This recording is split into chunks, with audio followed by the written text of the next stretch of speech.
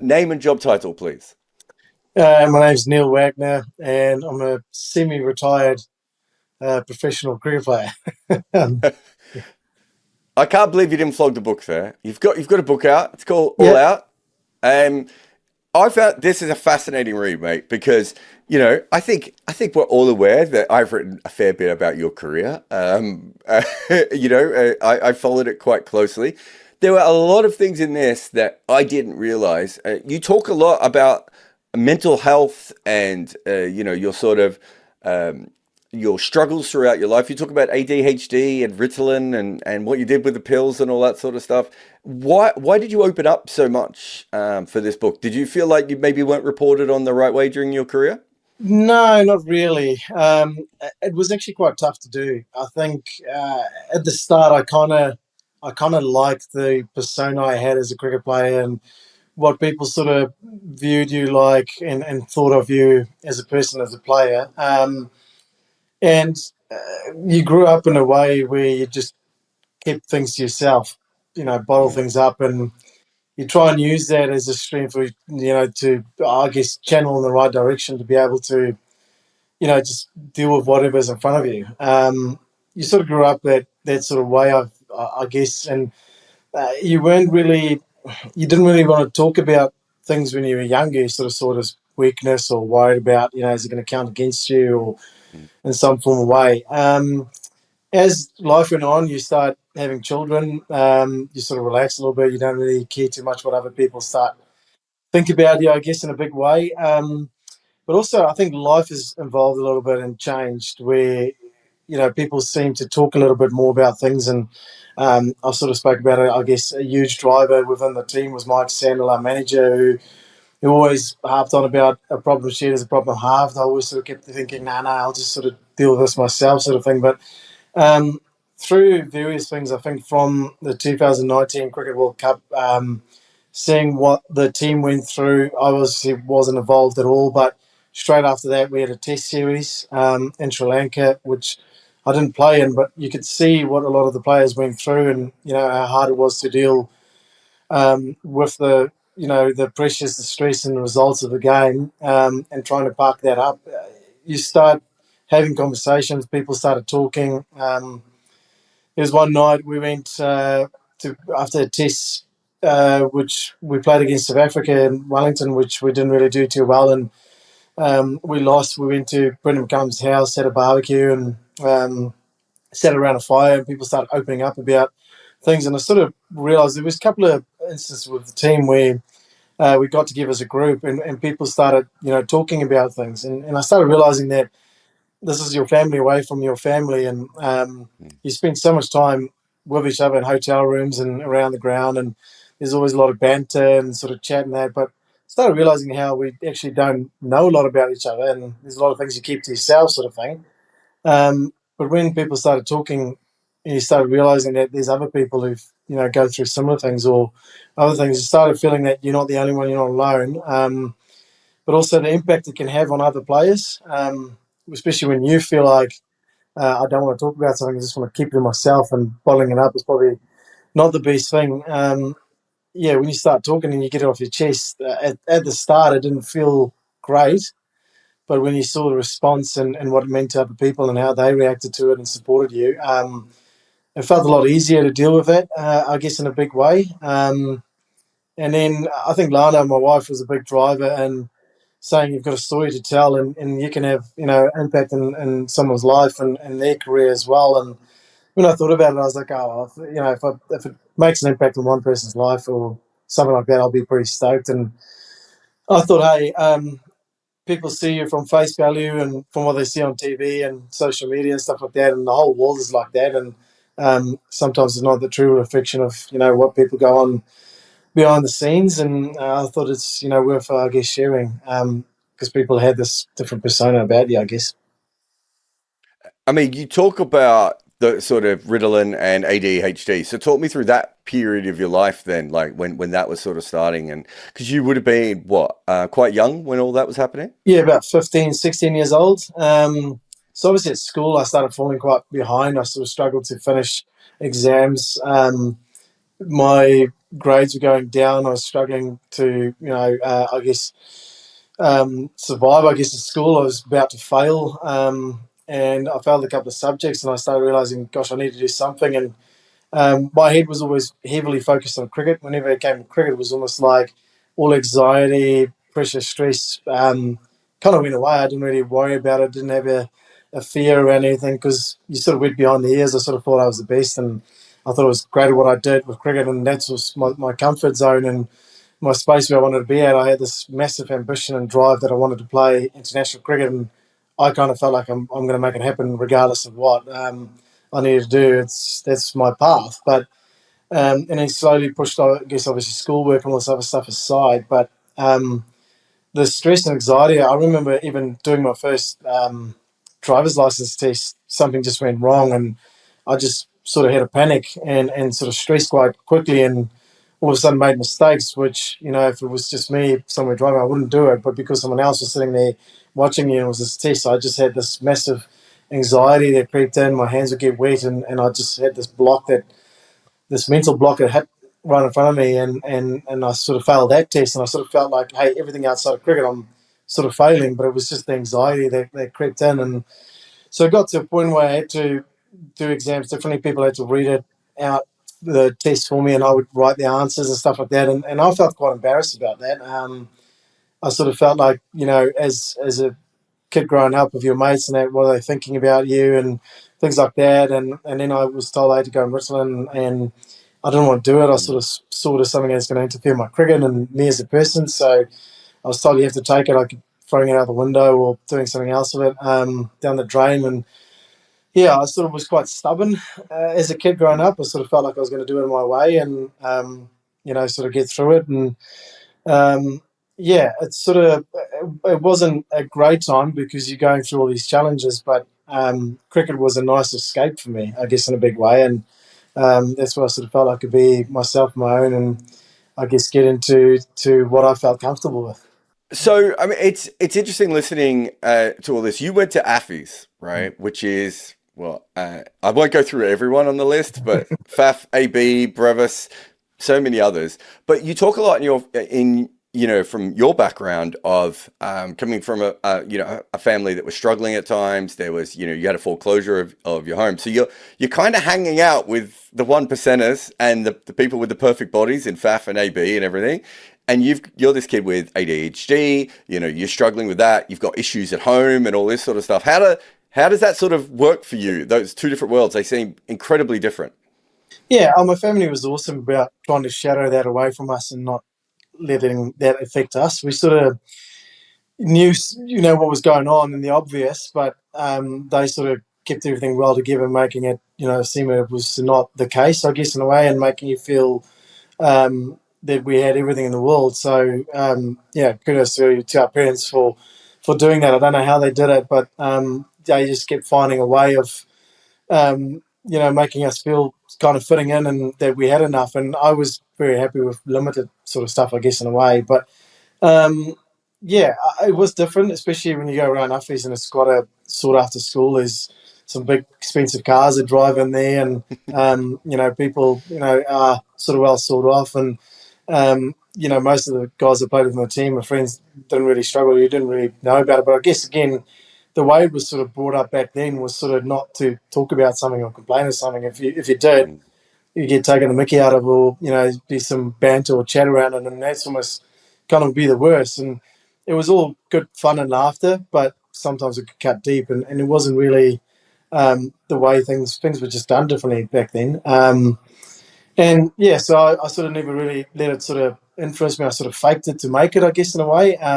Didn't want to show that side and that. And sometimes I feel like it had a big influence on not having the relationships you probably might have wanted to have, because you sort of didn't really go out or had people sort of invited to come Yeah. over to your house and bits and pieces and stuff like that. But we were very fortunate and lucky with support from various people and friends and stuff around us. Obviously, the school was a huge help as well, and a lot of things behind the scenes. So yeah, it was really different, especially coming from, like I said, a background from school where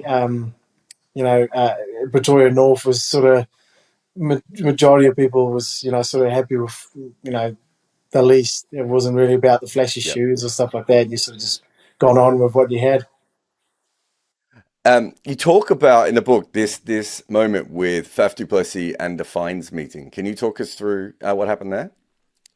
Yes, it was quite funny. We had all these fines that if you bowled wise or you had a drop catch or something silly if you had the wrong clothing on or that's something that was just stupid on the day, which sort of floats around predominantly around any sort of cricketing circuit or team Mm, till today. We had these fines, and obviously, I guess money wasn't really something that came off ease at that stage. And I think my parents gave me like 5 or 10 rand a night, which was, and rand now it's probably worth zero. But yeah, back then it was enough to buy you a packet of chips and maybe a can of Coke or something like that. Or if you're lucky, a sausage roll pie or something like that at the school cafeteria. So that was pretty much sort of all I had to sort of get you through the day. The rest I knew you're going to get food at the hostel, yeah. breakfast, lunch, and sort of dinner. So I survived on that. So one night I'd sort of treat myself to a Magnum ice cream or something like that after a day's play. But then that would sort of, be your budget sort of done. And not very, obviously a lot of the players and people didn't really know much about it. I think only two of my friends in Fuff and another mate of mine, Stanley Buckle, sort of knew. And he was one of my best mates in my wedding, best man in my wedding. They sort of knew your situation, and kind of one of the nights I got fined quite heavily, and sort of looked at my wallet, and I was like, I knew I'm not going to be able to do this, and so it got covered up in a nice way, and they sort of shielded me against it, and yeah, something that sort of stuck with me forever, and I sort of knew, and you sort of felt again embarrassed, but sort of grateful for, I guess, that friendship and the mates sort of, I guess, helping you out in that sense. It's interesting though, because it kind of, from a young age, it really does in many different ways. You kind of mark yourself as a bit of an outsider, one way or another. And like, even when someone backs you up with that, the fact that you remembered that story all the way through to write about it and put it in your book sort of tells you how much it sort of was very important to you at that point, right? Yeah, massive. It had a huge impact because I knew I'd obviously, less growing up than what they had, but it wasn't really a driver, I guess, as such. It was a kind of a drive in the sense that I wanted to play cricket and make a success out of it. I wanted to make a living for myself. I wanted to try and have a better life, I guess, in a big way. I guess set up, for your family and your kids one day.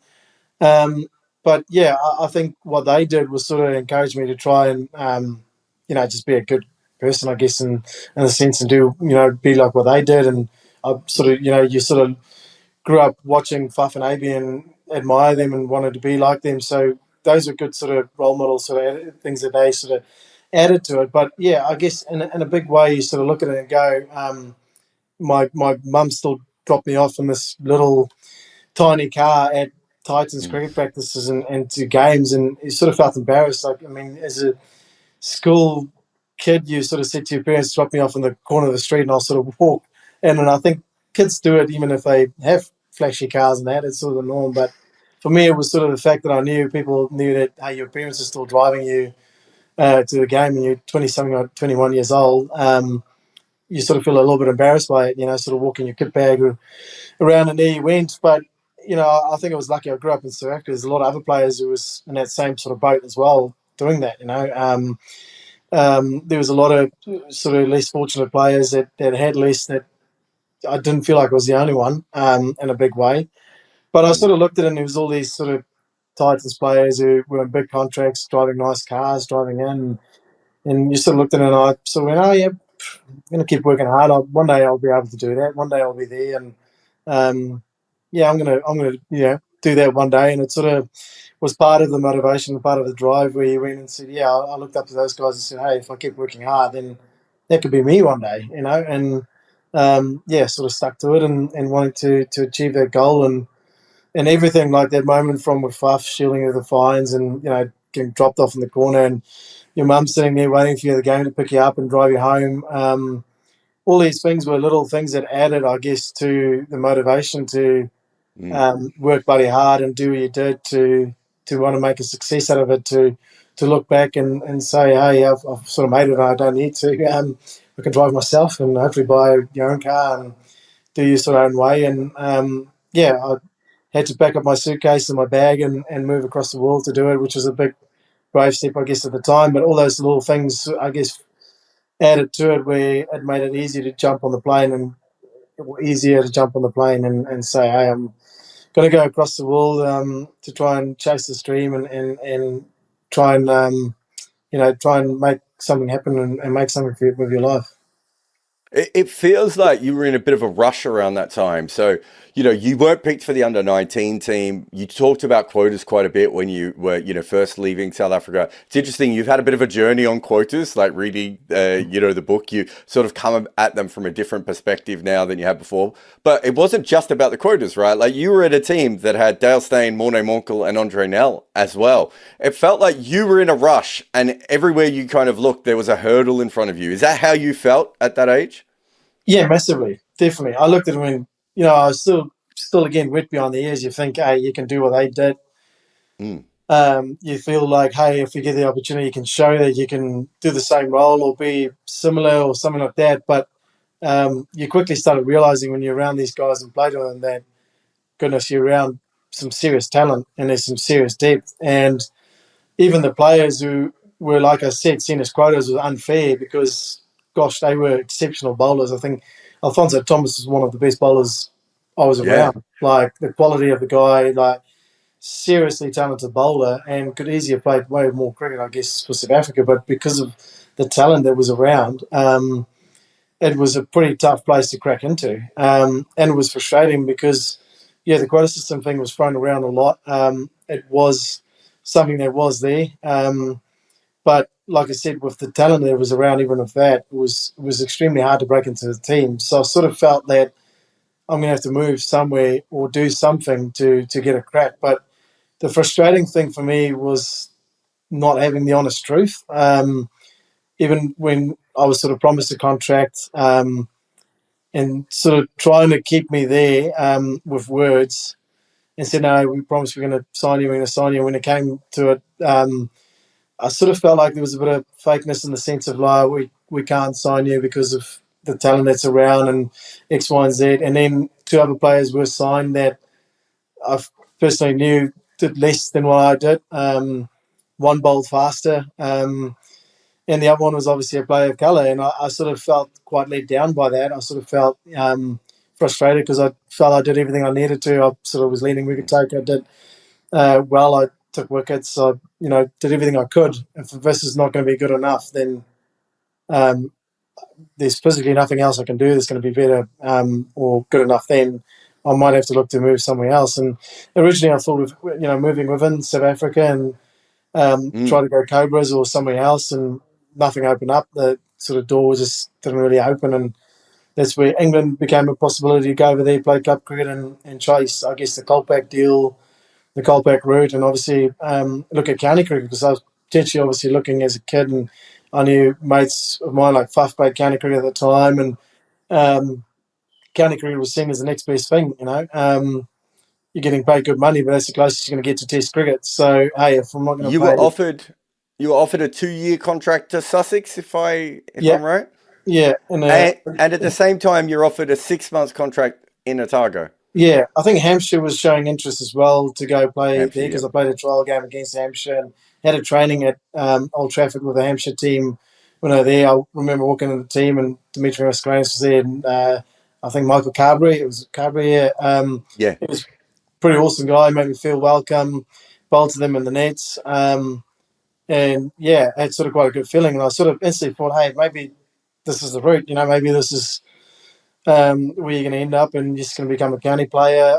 There wasn't really the drive to go and say, hey, I want to play for England, but I knew, hey, that could be an option. It's going to be a long wait, and it could be tough. And Mark Davis, who used to play at the Titans in Mm. South Africa and was the Sussex, I think, assistant coach, or he was sort of part of the coaching group.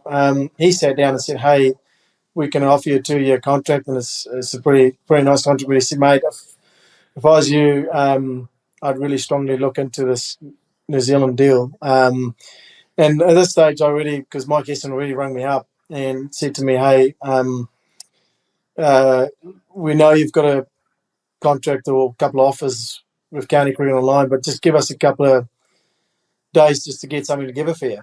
And at that stage, that was already in my mind going, "Hey, New Zealand, like that sounds great." And Mark Davis is one to say to me, "Hey, mate, I strongly recommend you if you want to play international cricket, and you want to look at the route of playing international cricket. I think maybe you need to look into what they've got to offer you as well." And I thought it was quite nice from him as Mm, a coach, obviously from another team. He could easily have kept quiet. He could easily have just try to sign me and give me for him and his own benefit, I guess, in a way. But it was quite nice to have an honest, open conversation. I had a lot of respect for David to be able to say that to me, and then obviously to look at all the offers in front of me. And wet behind the ears, I thought a target cricket and Mike Easton was going to come, and it might be a similar sort of gig, right? And maybe 2 years, sort of similar sort of money. It's going to be the easier option, but it wasn't. It was 6 month contract. They promised me that they'll look after 3 years, but it's going to be performance based, and the money was probably a quarter of it. mm, So you look at it and went, wow, okay, what do I do now?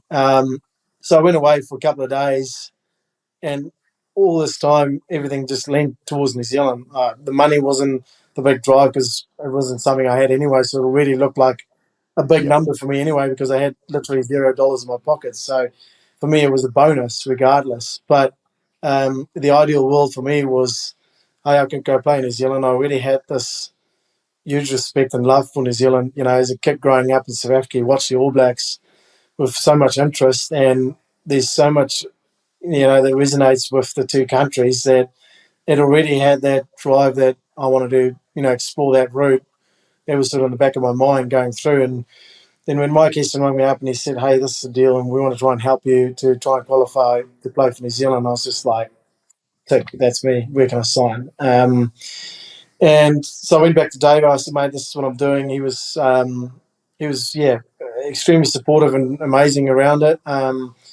And next thing I knew, I cut my club cricket at Ormskirk short with about 2 weeks. I think they had two games left to win the season over there, and I was pretty confident they'll do it. We had a pretty good team, and we did well. And it was one of the best times. One of the toughest decisions I had to make too was sort of leaving a club team that I've done really well with. Sorry, dog coming in there.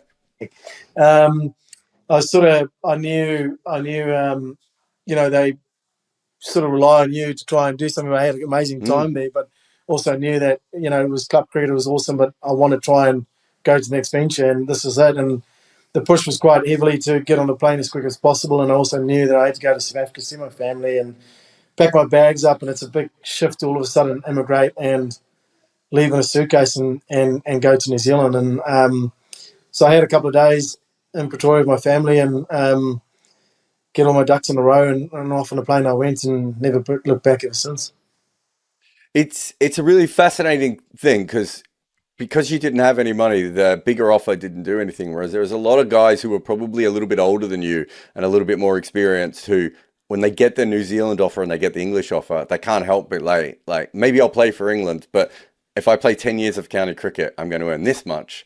Whereas New Zealand cricket doesn't have that. But clearly you had that within you to be able to say no. Well, what I want is to get to the top level of the game and everything else, which is what we talked about before, which is this drive that you had that not everyone has, right? Like you were in a rush and you were going where you were going, and New Zealand made sense. It's a pretty quick rise, really, from going to New Zealand domestic cricket, doing well, sorting out your qualification, and making your debut, isn't it? Considering where you were struggling to get anywhere in South African cricket, it wasn't straight away, obviously, but there was quite a push for you within New Zealand cricket at that point. Well, the thing is that felt nice was I felt wanted all of a sudden. From not feeling wanted to all of a sudden I had three offers on the table.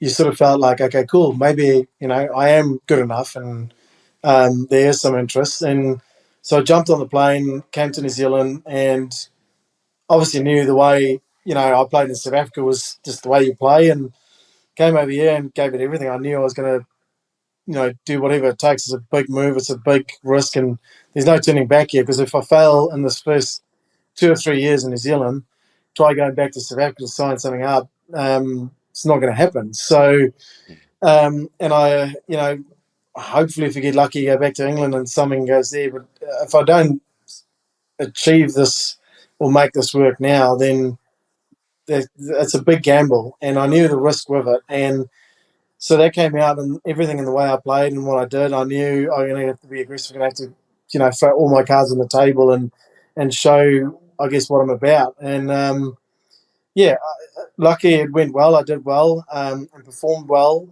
but not without its challenges. Obviously the way I played wasn't sort of respected, I guess, in a big way, especially coming into New Zealand, which is such a a nice and calming place. But it was funny enough. I obviously talk about it in the book, but there was some fiery games that I played in, and I thought, okay, well, this is cool. I'm feeling right at home here. Mm, Started having a couple of personal battles with some players that I knew was greats of the game, like a Matthew Sinclair, which was he's a phenomenal batter, mm, one of the best at the time in New Zealand too, and quite a tough guy to get out to as well. And um, yeah, I started having these personal battles because I knew if I can get under his skin, then it will open up a window to get through him. And there's one season where I got him out every time, and it was just this battle that went on. And Ian Butler was someone who just kept feeling this battle from the side, wanting to see it go off. And some of the players in my Otago team was just loving the fear of it and everything that came with it.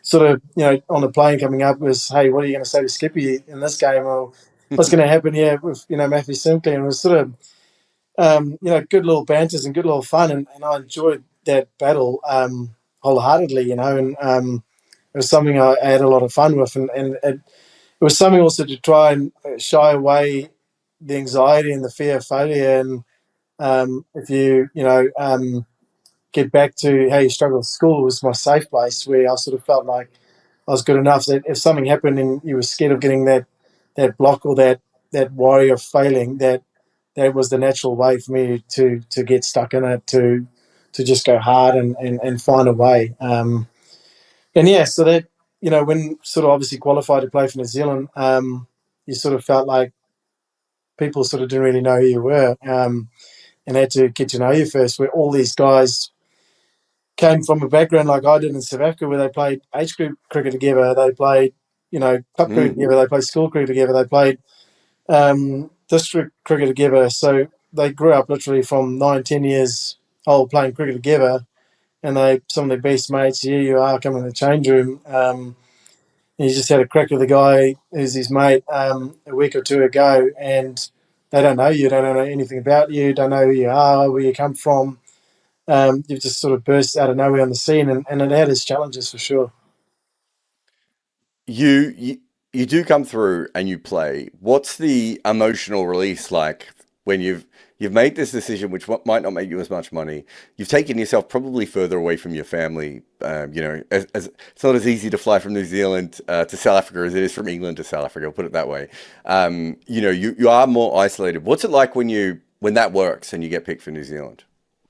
Um, yeah, I was ecstatic. I felt like it all happened so quick that I didn't think it was happening. It almost like I had to try and put the pause button on and just sort of realize where you are and what you've achieved, but also just get back to the basics. I think I was just almost too over eager to get stuck in. And I think personally, what I did wrong was trying to prove people wrong. I was almost like, okay, I'm here now. I'm going to show you I belong here, and I'm going to do it instead of actually doing what I've been doing all my life. My whole life is playing the way I played.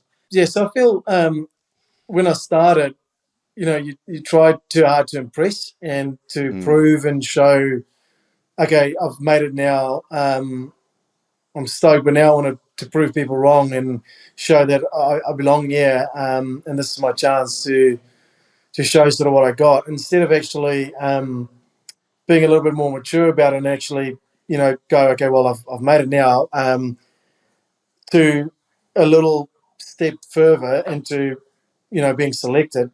And it's easier to get there than what it is to stay there. But to do the things you've done is sort of good enough. You just have to do it, better and longer, mm. instead of actually trying too hard and trying to prove a point and lose focus, I guess, a little bit about what got you there in a big way. And The first test was a big eye opener.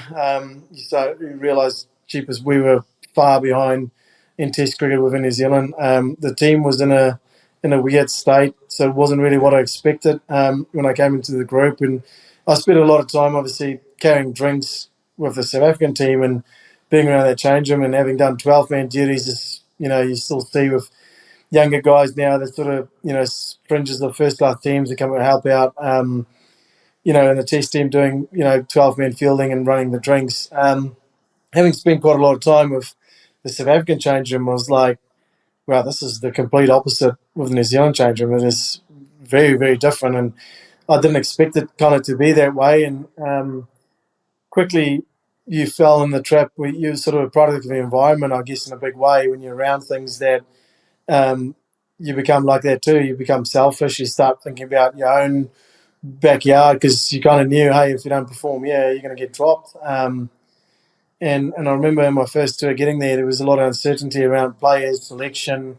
The coach was going to get moved on. The support staff didn't know if they were going to stay on or not. And here I am, my first tour, and guys are openly talking about it, and I'm just sitting there going, "Gosh, I can't wait to play, Test cricket." I'm just buzzing to play. I didn't think it was going to happen as quickly as it did. And then, yeah, it took time to realise that he had to adapt and change and do things a lot differently quite quickly.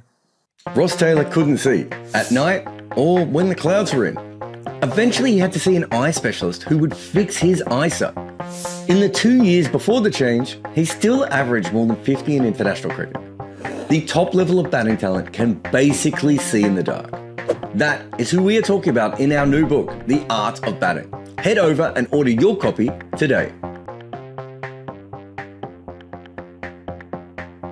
You're living your dream, right? This is what you wanted. You wanted to play the top of international cricket. But, you bring this up in the book. I want to get the line right. You said, I looked at the window again and I just wanted to fall, right? And you're talking about having suicidal thoughts. And why I've asked you that at this period is because this is what you wanted, right? You cheated the system. You got oppressed by, the fact that you were in this ridiculous Titans team and you couldn't get through the system. You reject the English money, which would have been the easier option. You go to Otago, you do the hard work, you play for New Zealand. But even when you got what you wanted, it wasn't actually what you needed, emotionally. Like, it didn't fix the issues that we talked about from the start as the 16-year-old kid who had the panic attack and, struggled with ADHD and the pills and all this sort of stuff. That hadn't really gone away, had it? No, it hadn't. You struggle with a lot of those stuff from your upbringing, from your youth that went through with, obviously, when you came into the New Zealand setup. And then during that time, I mean, the first 4 years of Otago felt like the best time of your life, like went perfect, and especially coming into New Zealand selection sort of stuff, you felt, okay, well, I've made this. Yeah, it had its challenges, even the time with relationships and a few other things at the time of Otago as well. I just bought a house. All of a sudden, you found yourself alone in this house. And you go away from, playing and then not doing well and then going to this house and it's quite lonely. And you feel quite lonely. Well, the first 3 years of my time at Otago cricket, I flattered with people, so you're always around people, and that was quite nice. I sort of loved being around other people, and it kind of helped. And I was very sort of to myself, like even with the people I stayed with a lot of the time, I'd go to my room, I'd close the door, and I'd just sit there by myself and sort of ponder over things. And there was quite a tough period where, again, I just kept things to myself. So behind closed doors, no one knew what was going on. Either people you stayed with or lived with, they assume everything is okay, so then I'm okay, sort of thing. And then I bought this house and uh, was alone in this house, lived by myself, and sort of quickly realised that when I got into New Zealand setup and it wasn't what I expected, it wasn't what I thought it was going to be like. All of a sudden I felt like I had to build relationships all over again. People didn't understand you, didn't know you. All these things are sort of seen as the guy from the outside, sort of coming in, to take their job, sort of thing. And these guys wanted to play with their mates who they grew up with, and didn't get to know you. All of a sudden, I found myself being pretty lonely and not understood, I guess, in a big way. And for the first bit, I reckon I tried too hard to um, get that improvement or get to, people to understand you or know who you were, that I sort of lost myself a little bit.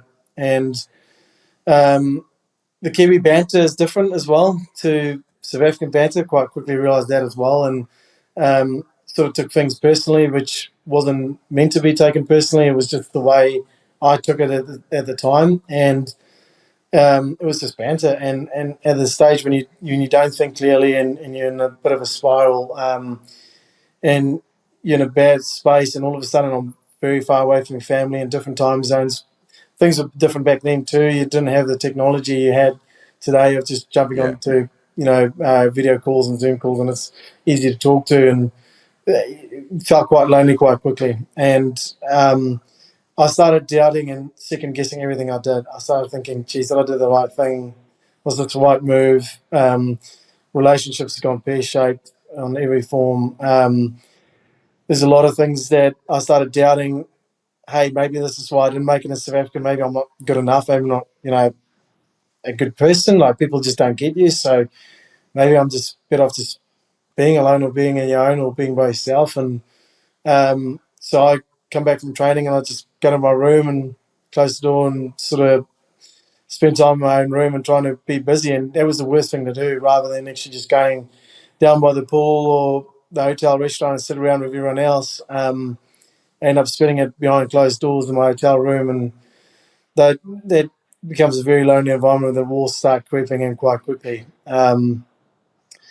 And again, back then it was different. You didn't know, hey, opening up and talking, this might mean you get sent on a plane going home or something. Like, you just didn't know. Like, I didn't know what to say, what to do. Like, I've offered and sacrificed so much. The last thing I want to do now is go home on a plane, and then how long is it going to take to try and get through this? So that fighting nature of trying to fight and fight and fight and get through it, and find a way that I'll be okay tomorrow. I'll wake up and the sun's going to shine, and this will blow over.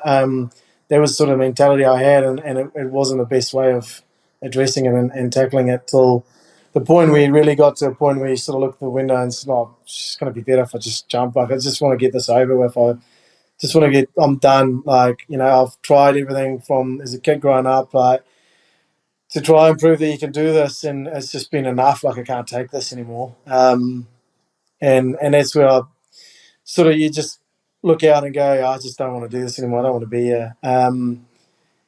And yeah, it was hard because the other side of me was this people pleaser, just wanting to make people happy, and not just my family, but the friends, the people around you. I sort of worried so much what other people think about you, and about the whole situation, that the first thing that came to my mind is, what is this going to look like tomorrow in the headlines? Like, how selfish am I? Like, the test probably will get called off. Like, it'll be in the newspaper. Like, how is this how you want to be remembered? Like, is this what is your family going to think? Like, the bigger repercussion of it. And I just got cold. I got sweats on me. I was literally in Sri Lanka, where it's like the most humid place in the world, and it's hot. I had this coldest sweat on me, and I just went and took a shower, and I fooled around with the temperature because I had a hot shower, then a cold shower, and it was just like nothing's working. And um, I remember, obviously, with Sri Lanka, we were told, obviously, you can't get the water in your mouth, so you brush with bottled water and stuff like that. When you shower, you sort of keep your mouth closed to try and not go, under and get sick. And this stage, I just gave up. I was like, I don't care if I get sick. Like, spearing is the least of my worry. And I was just sort of lying down in the shower, and I just didn't know what to do, where to go, what to do, talk to. I just didn't want to leave my room. I don't know how I did, to be honest. Putting a face up and going down to breakfast and seeing everyone with the thoughts that went through your head. Yeah, was quite brutal. And then got on a plane, came home, and you went to your house in Dunedin, and all of a sudden I felt extremely lonely in this place. And Mm. I remember the first thing I wanted to do was just have a barbecue, and invited a target of friends over. I was like, just maybe if I just get around the group of people who know me, who understand me, I might feel better. And again, it was this front you put on in front of them and felt good at the time. And there was a barbecue, and as soon as everyone left, that negative thoughts would just come in again, and that small 2 bedroom townhouse, you know, yeah, felt massive and lonely, I guess, in a big way. I think one of the reasons I was so interested in this is because I I wouldn't say this has happened to me, but I know a lot of people, especially in industries like, being a professional cricketer, being in the media, being a writer, filmmaker, their their whole identity is like everything will be fixed with me once I get to the point where I'm supposed to be. Whereas actually the opposite kind of happens to you, right? Like you get to where you are desperate to go to, and then it kind of all falls in. It tells you that kind of the external stuff doesn't really matter if you aren't working on the internal stuff. And you were so, and this might be the ADHD, but you were so hyper focused on I have to play international cricket that all the other little bits along the way sort of didn't get to you. And when international cricket wasn't what you thought it was going to be, right? It's really hard for you to deal with, isn't it? It is. And I mean, even the things that I thought was important as a kid growing up, like I said, I mean, my parents, my mum dropped me off at a Mm, first class game, and she, came and picked me up again. And here I am, my kit bag, 20, 21 years old. That's the only way. I can't afford a car. They've got to drive me around, all these sort of things. Those things hurt back then, and I got taken the mickey out of it. And, the banter around of it sort of cut deep and was sort of, yeah, sort of the joke of the team around this. But all of a sudden, you've achieved your goal of playing Test cricket. I thought I proved people wrong. I've gone out and I thought, okay, I bought a house. I've achieved something that I thought I'm never going to be able to achieve. My parents at the time didn't even own a house. And then I thought, okay, screw this. I'm going to, and I literally splashed my savings and I thought I'm going to go buy an expensive dream car that all my friends and mates had. And mm, I was like, my friends in South Africa, when they were driving around, they had a car like this. And I was like, I remember, getting dropped off and taking the mickey out, and some of these players drive their flash cars into the ground. And I was like, okay, I'm going to go buy this. This might make me feel better. And because it was just all the stuff that you didn't have growing up. And so I bought this, and I remember the excitement going down to get this car, and I got in, and the dealership helped me out. And funny enough, I came to go and look at it because the car was at a dealership close to where Kane Wilson lived, and he went and had a look at the car for me and make sure the car's in pretty good, pristine nick. And I was sort of real stoked, and I thought, okay, well, this is going to make me feel better. And I got in this car and I drove around, and the the novelty of it, the whole hype of it just wore off so quickly. I mm, drove around and I felt like I've made it, like perfect, gun. Like I've done everything that I didn't have when I was a kid growing up. That everyone took the mickey out of you as a kid growing up, and here I am where I got this, and all of a sudden again in this car, I felt so bloody lonely, and I was like, "This is shit." um, and it's amazing because as a kid, it was the drive, it was the thing that tried to get you to that point of where you wanted to be. And I thought I've achieved everything, and I was like, "This is just nothing of what I thought it was going to mm. be like." And yeah, I had to take a big reality check, and me as well as a person to change a lot of my ways, the outlook of life, what's important, the way you play the game, relationships, things like that, what I did.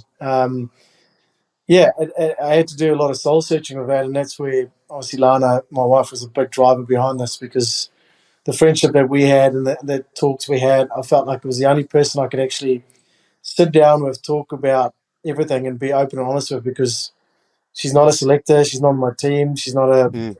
coach, she's not the CEO, she's not my girlfriend, she's not nothing. So I could literally just talk to this person and actually say everything. She's not my parents, so I'm don't know what they're going to say, how they're going to react to it. It's not my brothers, so this is this person who's just a friend. And that obviously led to everything else that came with it. So what's interesting at this is that you're going through all these challenges at the same time New Zealand team is kind of going through its own. This is not, I think you hinted at it before, but it wasn't a good period there. Sort of Andy Moles, there was, I can't remember who the coach was after Andy Moles, but when you were coming in, there was issues there. Dan Vittori was sort of captain and coach for a little while. Ross Taylor gets the job. I think that's the same tour in Sri Lanka that you have your issues, if I'm remembering correctly. Brendan Brendan McCullum then sort of takes the job off him, which is worse because that causes all sorts of issues. So there's a lot of, and then you have the tour to South Africa where it all goes terribly wrong, and you end up all in the hotel room talking to each other afterwards about what you want from your cricket. When does it get to a point when New Zealand cricket starts to help you? And I don't mean that like they weren't trying to help you, but I mean, when does it get to a position where it sort of all comes together, New Zealand cricket, and it becomes this good environment that helps you rather than the sort of fractured one that you entered?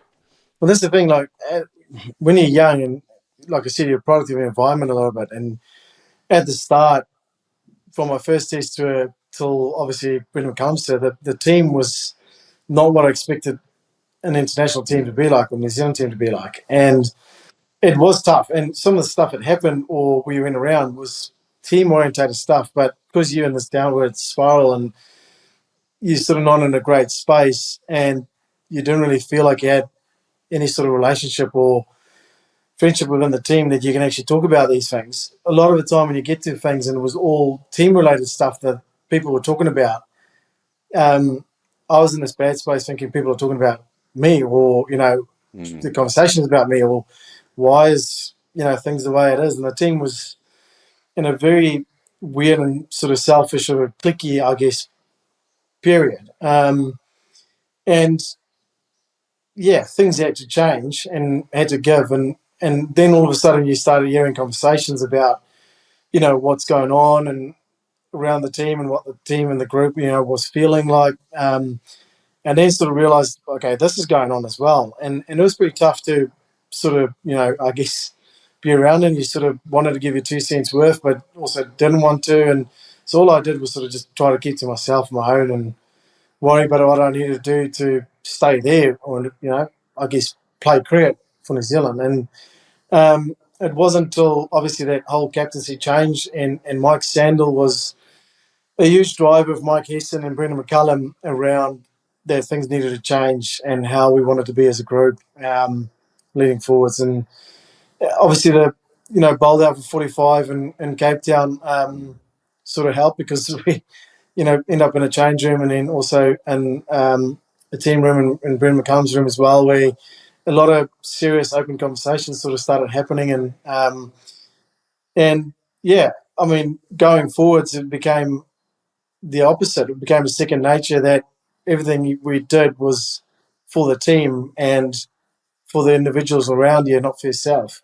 And that was a huge help, I guess, for me personally as well, because all of a sudden things was instantly changing within the group about um, the friendships, I guess, that started brewing, the trust, I guess, in selection, the trust in knowing your role, knowing what's expected from you as a player, but then also the positivity side of it, that all of a sudden you had not just role clarity, you had a captain and a coach and support staff and people around you who felt like they backing you, and they think that you're the best for that job.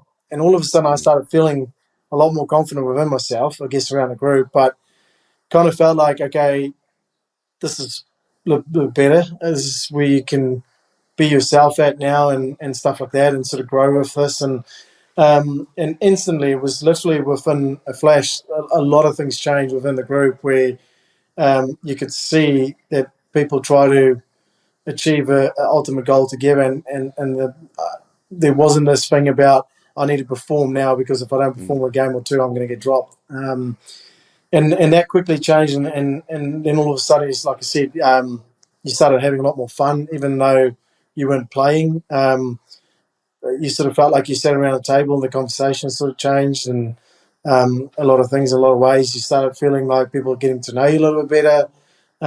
Relationships started to form. You started becoming mates with people, and everything sort of seemed to change quite rapidly from there on in. You first couple of years of Test cricket, even after that period where the team is better, your performances are a little bit up and down. There's some good tests, there's some periods that don't work for you. 2014, you're playing a game versus India, and you or Baz decide that it's time to bowl bouncers. Can you take me through kind of what happens there? The game at Eden Park. Yeah. Yeah.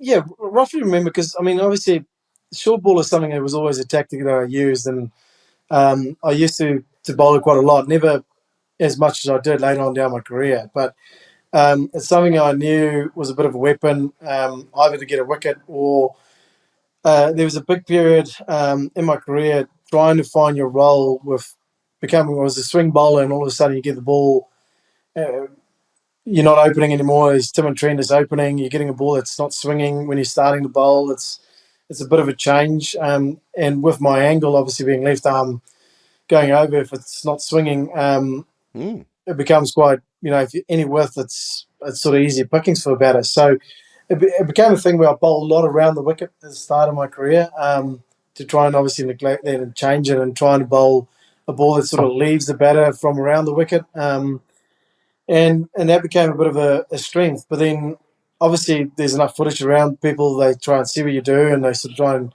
navigate that, I guess, in a way. And this test match, I remember the wicket being quite flat, but there was a bit of pace and bounce in it. And mm, um, Eden Park is quite small straight, but the square boundaries, there's a couple of pockets that's sort of quite helpful. And I remember bowling a couple of bounces, and the way they played it, I remember particularly Coley sort of looked a little bit unsettled. He didn't know if he should take it on or not, yeah. and how to sort of play it. And it sort of looked like instantly, okay, there's a little bit of a way to go, because they just looked at him and Chickadao and just made it look so easy to that point that they were going to chase it down. Then it was sort of purely a fact of, hey, let's try and utilize the bounce and pace in the wicket and try and bang a couple in. And bowled a couple of nice ones. And it wasn't until I bowled a real rank, short, wide one. And the idea was trying to go across some sort of quite outside eye line. Mm, And it was quite a big miss. And he's tried to sort of pull it quite in front of square, because of always obviously this protection out deep square, guide mid wicket and a fine leg and whatnot. And him trying to pull it so far in front of square, he sort of just got a toe in on it and it carried through the BJ. And sort of realised, okay, well, that's quite nice, because he's tried to play that obviously in a different way, and I've missed way out, but he still tried to hit it through there, and he got a bottom edge on it. And it created a bit of a mode, and then came around the wicket to Shikadawa, and I thought try and tuck him up and that and gloved him off. And um, I think Zaire Khan as well was a short ball from around the wicket. It sort of gloved him off, and um, it sort of looked like, okay, well, there's a bit of a mode, and sort of went with it. And then Dhoni and Jadeja was looking likely that they're going to chase it down, and played a phenomenal innings. And Dhoni sort of didn't look like it was bothering him too much. He obviously used all his experience and mm, the way he played. And yeah, sometimes when you're in a bit of a zone, you feel confident. And like I said, the team at this stage and with Brendan was all about taking the positive and aggressive option, and being not fearful at all. And that was something I needed to hear, I guess, as a player. When you felt like you had that backing, and someone say to you, hey, take the positive option, it's like the best thing for me. It was like that Richland whole scenario with school and the anxiety and the stress. When something gets to the point where someone made you feel like you couldn't do it, and you got this, face blanket you hit. This was the opposite. Someone telling you, "Hey, do this. This is take the positive option," was like pumping me up. And I remember trying to think of myself top of my mark. There was not even an inch of doubt. I was like, "Going to go slow ball bouncer to Donny. Try and bowl a slow ball bouncer." Like I haven't bowled a slow ball bouncer in a test match or that ever before, but let's just do it. And I did it, and he chopped it on, and I was just like amazed by it. But the confidence that I got from that, and backing your gut feeling then, and having a captain and a team who want you to take the positive option, that if you get hit for 4 or 6 bowling a slow ball bouncer, Baz is not going to look at you going, what the hell are you doing? yep. He wasn't going to kick the ground. He's going to get frustrated. He's probably, and arguably, he's going to like the option. He's going to be quite positive of it. Made me feel that positive action will sort of come from it, and it did. And I feel that that was a big tick in me personally, and I guess getting some confidence and some self belief and the faith of, hey, what I feel and my gut is the right ball to bowl here, I need to do, was going to be the right option, and that went a long way with that. You basically from then on in, you and Baz have a discussion, and he's like, "There's something in this that this is working. We're going to try this again." From there, he ends up with what we now call the Wagner fields in cricket, right? Where we have so many field catches, deep third, and four guys at mid wicket, and all these different fields and everything.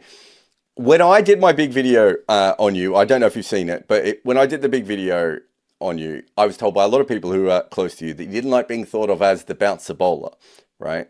But at the same time, you were changing the way that cricket was being played. The vast majority of bowlers are length bowlers, right? They are bowling at the top of off, they're bowling back of a length, they're bowling outside off stump, whatever their zone is. So much of your bowling was this new length. As you said, you always had a good bouncer, but it was the consistency of your bouncer that was absolutely incredible. But did you kind of be like, but guys, I could swing it back and I could do these other things? Did you kind of feel like you were getting pigeonholed a little bit in that, or was working so much it didn't matter? What was the feeling there? Yes, for a start, I did. But for a start, I was like, okay, well, if this is going to be, because Baz was like, how long can you do this for? And I said, well, how long do you want me to do it for? I'll do it all day if you want. And he said, can you hit literally the armpit all the time? I said, well, if you want me, I'll do it. And we set a field up and we had some success of it. And he was sort of, I think we found your niche, because I was still at that stage trying to find, I guess, my role within the team. I was seen as the guy who, if a wicket gets flatter or if we're playing Yeah. flat conditions, that I get picked. If it's green or there's a bit of grass or the wicket's going to seam, it will lean towards a Matt Henry or Doug Bracewell. So in the back of my mind, I always kept thinking that I need to improve the other skills, and that's something I kept working on. And in the nets, I'll carve away. I'll try and work on things. I'll listen to other ideas and other things, and work out what works and what doesn't work, and keep working on different ways and methods. And first class cricket is obviously the place for me to work on it the most, because I bowl the new ball and then do that sort of role, is to try and obviously work on those sort of skills. But at the start, for me, it was just like, hey, I'm getting a role, and if this is what it means for me to play Test cricket and be in the team, then, and this is what the team needs for me, then I'll do it. And so I did it with ease and did it happily and went on with it. And we obviously had some success of it, but there was obviously conditions where it changed, where that might not be the method all the way, or was going to be tougher to do. That was where I was frustrated to go to the point where, hey, I can't just bowl. I'm not just a bounce ball. I can do the other things as well. Like, I can be a sort of multi-format player, or I can be a guy who can, if you need me to bowl the new ball, I can bowl the new ball, or things like that. So I wanted to, I guess, show those skills as well. So I got frustrated when the opportunity wasn't there, because it got to a point where if the wicket or the tactics didn't suit, then I'd get left out. So I just went away and said, I'm going to work harder on being able to swing the ball, develop another ball, which is a three-quarter, develop a knuckleball, develop different skills that I can bring into my game and into my armory, I guess, in a big way. And I did see your video, which is really good, because Shane Jurgensen, our bowling coach, actually sent it on to me, and we had a good laugh about it. But it was something where it obviously motivated me, that I wanted to show I had other skills, could do other things. But on the other side of it, whatever the team needed from me to win Test matches and play for New Zealand, I was more than happy to do what the team needed from me, because we created this environment where all of a sudden felt like it was not about just me. It was, and it felt good to be able to deliver when the team needed what they needed from me, and to do it. And Tim and Trent always harp on and say, why would you want to try and swing it? Why would you worry about it? Just do what you do. You do it so well. Like, just keep doing keep doing that. And I just went with, okay, cool,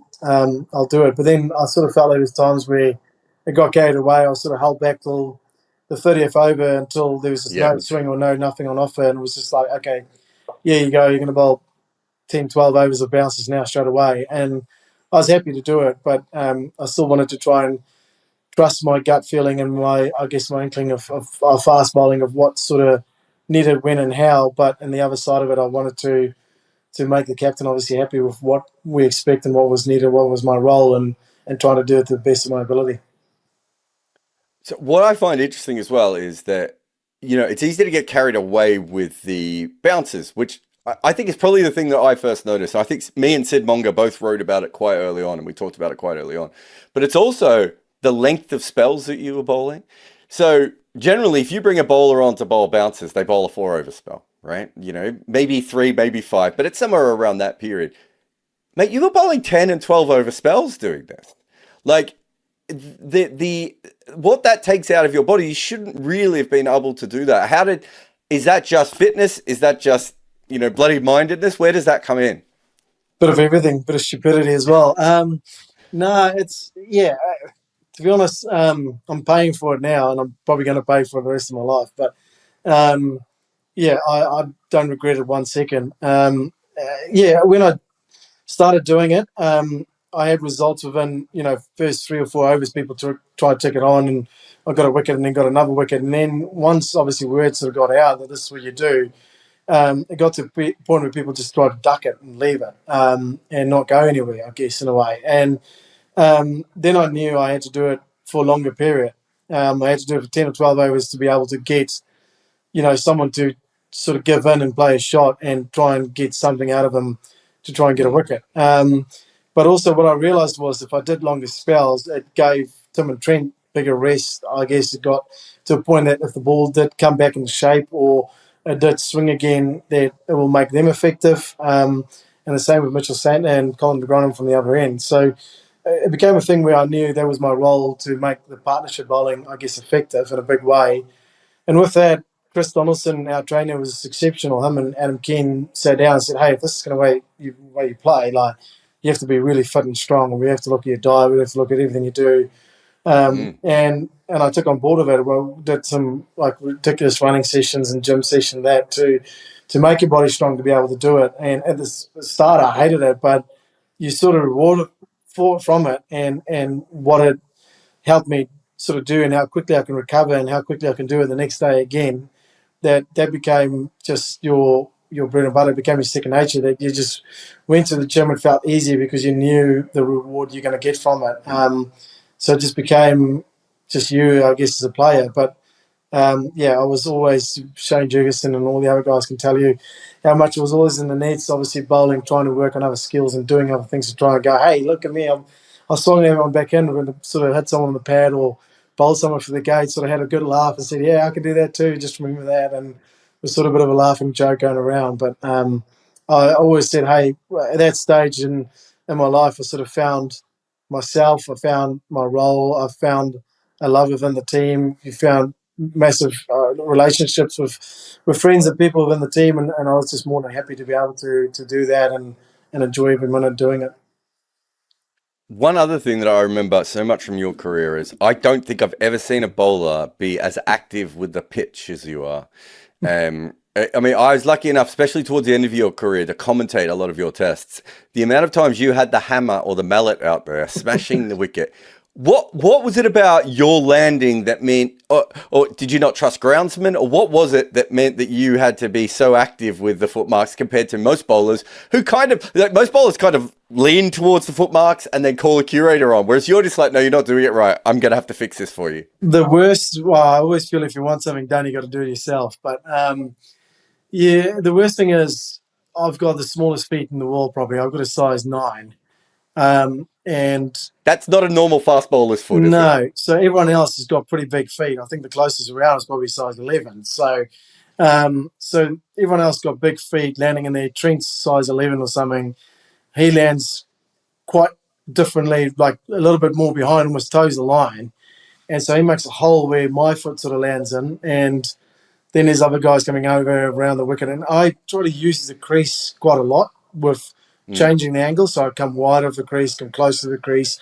So try to use the crease as much as I could. And there was always some issue where I landed in. And it's bloody hard enough to pitch the ball halfway down the wicket. And if you can't land solidly and have yeah. the basis of it, then I'm not going to be as effective to be able to execute that. And New Zealand cricket don't, well, in the grounds in New Zealand, they don't fill the footholes up like they do in England and overseas. Where they put the concrete mix in it to Mix in make and it that, harder. yeah. So they don't Yeah. even it out. So the next day you get there, it's sort of just digs this big hole in. So you are coming smashing 8 times your body weight on this wicket and you're landing on a skew angle like this, trying to pitch the ball halfway down. I don't want to go 2 meters over the batsman's head and look like I don't know what I'm doing. So the footholds was a big issue for me. That I always wanted it as flat and pristine as possible to be able to have the confidence that I could slam my body down as hard as I could to be able to obviously deliver the ball where I wanted it to. But I mean, you talk about slamming your body down. I mean, you said you're paying for it now, and you're sitting here with your third injury in the last couple of years. Talking about your future with me before we started recording. But you bowled with broken toes, right? Like you would push yourself to through sort of the pain barrier in a way that I don't even want to say like other players are, don't make that choice, but other players just can't do that. Like a lot of fast bowlers wouldn't be able to do that with the amount of pain that they would get from just stepping there. There's something about you that is more of a glutton for punishment than a normal person. I mean, that is part of your personality, right? Yeah, I think it doesn't help the fact that we only play 4 tests a year pretty much. And then I also just only play test matches. So when the opportunity comes to play international cricket, you only got 5 or 6 tests a year and you're only going to play 3 or 4 of them.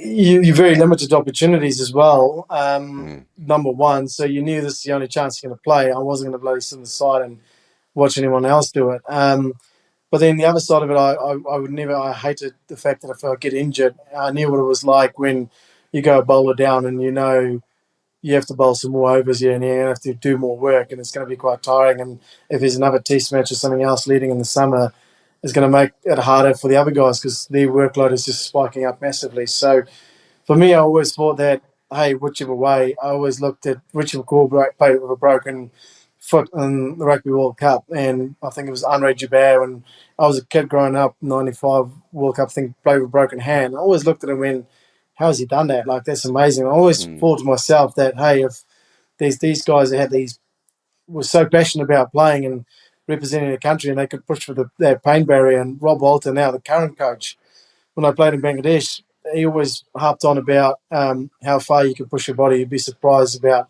how far you can push your body and what you can get out of it. And it always sort of stuck with me because I always end up bowling, 36 over innings or whatever like that, and felt fine. I was like, gosh, if you told me to bowl 36 overs in the innings before the game started, I was like, nah, yeah, gosh, no way. But once you do it, and you sort of realize, okay, cool, I did it. I could do it. And I could push my body further than what I thought.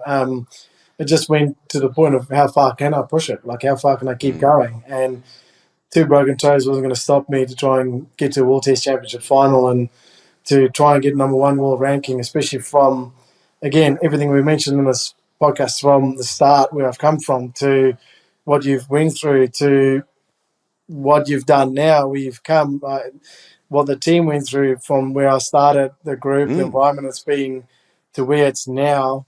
We were ranked 8th, 9th in the world when I started, didn't have a sponsor on our shirt. So all of a sudden now you're close to becoming number one test team in the world. Like, how cool is that going to feel when you sit there having a cold beer with 2 broken toes and you've played in a role, you've had an impact. Like, if it's one wicket or no wicket, if I've contributed in whichever way, you're going to be part of this having a good cold beer, and that beer is going to taste pretty good. I was going to give everything I can. I think everyone I that mean, plays 12, 20 test matches a year and probably 20 ODIs will probably beg to differ and think about it a little bit differently, but that was just my norm, I guess. no, that makes sense. I mean, you fractured your shoulder in your last game diving for a ball. Like that is part of who you were as a cricketer at that point. You obviously took this incredible chance in your life to play at the highest level. What you talk about the cold beers at the end of the World Test Championship. What does that actually feel like to get to that? Having been through everything you've been through personally, as well as professionally at that point, what is it like? Because you could have gone the Colpack route, and you might have made even the same amount of money, maybe even more money if you played in Colpack for years. But you took this other chance, and it paid off probably more than you ever would have thought, because there wasn't even a World Test Championship when you made that decision, right? And then you sit there, and New Zealand's number one in the world. It's this incredible moment. How does Neil Wagner process that? It was, yeah, best time of my cricketing career ever. That's where I sort of look back and sort of, yeah, felt it was worth everything. Yeah, the ups and downs, the heartache, the pain, the disappointment, the anxiety, the stress, the everything that goes with it. That's where it sort of felt like this was all worth it. it was amazing because it was sort of well documented, I guess, at that time that I'm not going to play an ODI World Cup, or I'm not going to play.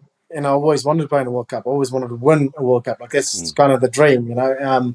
So when the World Test Championship came along, I was like, finally, there's something to win. Like this is kind of, you know, my World Cup. This is the only chance I'm going to be Mm. able to get to it.